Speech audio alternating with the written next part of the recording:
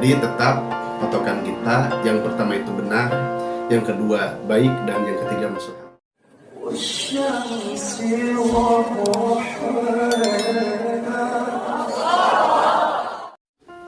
Assalamualaikum warahmatullahi wabarakatuh. Alhamdulillahilladzi habbaba mujahidina fi sabilillah. Wassalatu wassalamu ala rasulillah wa ala alihi wa sahbihi wa mawalah. Fa ya ayyuhal hadirun ittaqullaha faqad fazal muttaqun. Sahabat santri, dalam kesempatan ini saya akan menjelaskan tentang bayi tabung. Ini sangat rumit. Saya harus ngaji dulu lumayan lama, bahkan bertanya kesana kemari, bertanya kepada guru. Yang ditakutkan oleh saya itu takut dalam penyampaian sekarang ini takut salah. Adapun ada komentar-komentar dari sahabat santri ini dan itu tidak jadi masalah. Tapi yang ditakutkan oleh saya itu takut penyampaian saya itu salah. Jadi tetap patokan kita, yang pertama itu benar, yang kedua baik, dan yang ketiga maslahat. Dalam menjelaskan hukum bayi tabung ini sangat sulit dan rumit. Tapi karena banyak permintaan dari sahabat-sahabat dan teman-teman, bahkan jemaah ada yang meminta, coba Kang Ustaz jelaskan tentang bayi tabung. Insya Allah dengan bertawakal kepada Allah Subhanahu wa Ta'ala dan mohon doa restunya, saya akan menjelaskan bagaimana hukumnya bayi tabung, insya Allah. Untuk pertanyaan yang pertama, bagaimana hukum bayi tabung yang dihasilkan dari sperma dan ovum suami istri yang pernikahannya sah? Jadi ini pernikahannya sah, sperma dan ovumnya itu diambil sehingga menjadi bayi tabung. Itu bagaimana hukumnya? Maka ini menurut para ulama hukumnya itu boleh. Hukumnya boleh dalam arti silahkan yang menginginkan bayi tabung, asalkan dihasilkan dari sperma dan ovum suami istri yang pernikahannya sah. Itu boleh, silakan.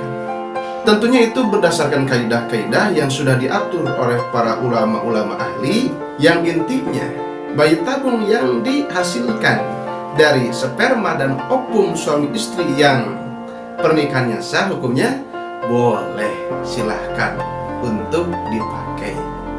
Itu yang pertama. Untuk pertanyaan yang kedua, nah ini permasalahannya lain lagi nih.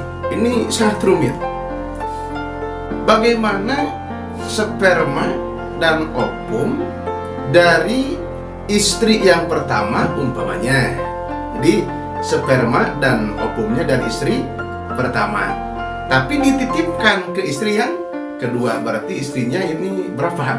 Minimal 2 ya. Jadi suami punya istri 2 umpamanya. Itu boleh kan? Boleh, silakan. Kalau yang adil silakan boleh. Tapi kalau yang tidak adil ya satu aja lah. Satu aja juga itu susah.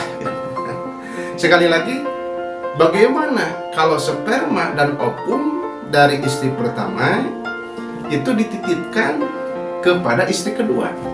Jadi nanti yang melahirkannya istri keberapa? Istri kedua.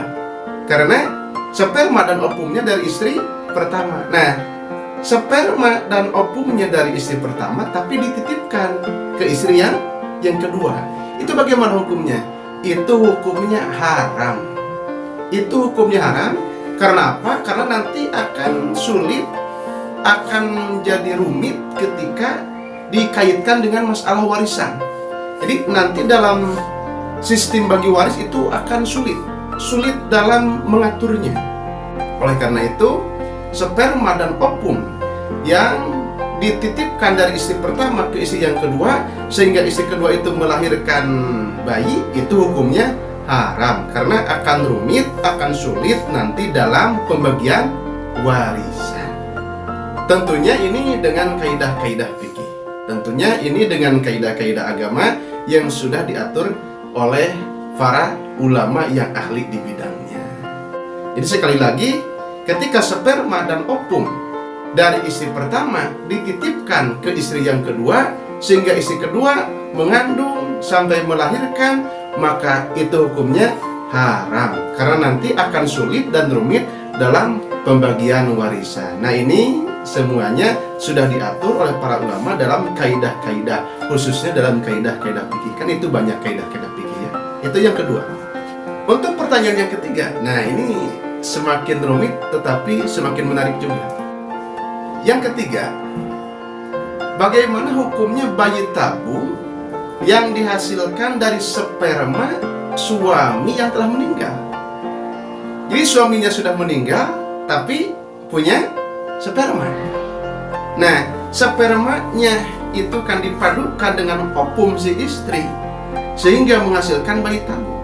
Sekali lagi pertanyaannya, bagaimana ketika sperma itu dihasilkan dari suami yang telah meninggal, selanjutnya disatu padukan dengan ovum si istri sehingga menjadi anak? Itu bagaimana hukumnya? Maka untuk hukumnya itu haram.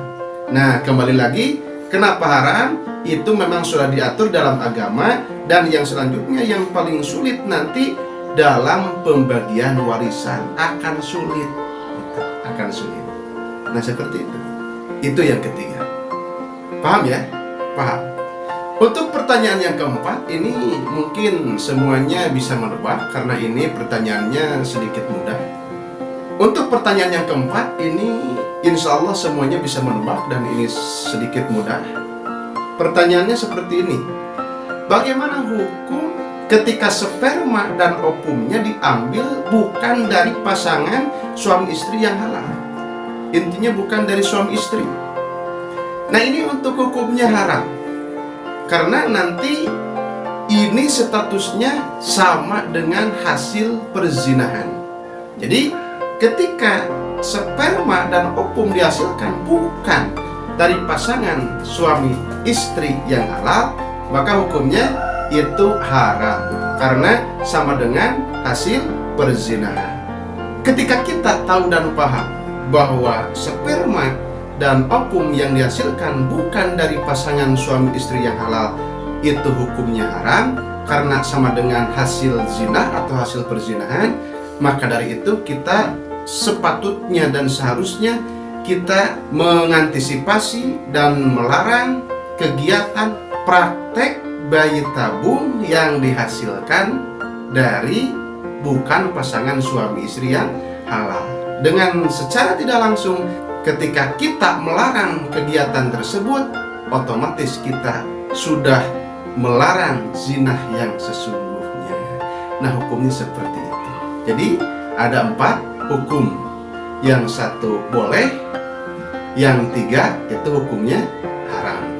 Jadi untuk solusi, karena memang orang itu membutuhkan solusi, untuk solusi ketika pasangan suami istri sulit mendapatkan anak, sulit menghasilkan anak, dalam arti belum dikaruniai anak oleh Allah Subhanahu wa Ta'ala, jalan-jalan yang lain itu tidak bisa. Nah, ada jalan yang namanya bayi tabung. Nah, untuk solusinya silahkan untuk yang ingin punya bayi tabung, silahkan sperma dan ovumnya dari pasangan suami istri yang halal, silahkan itu diikhtiarkan.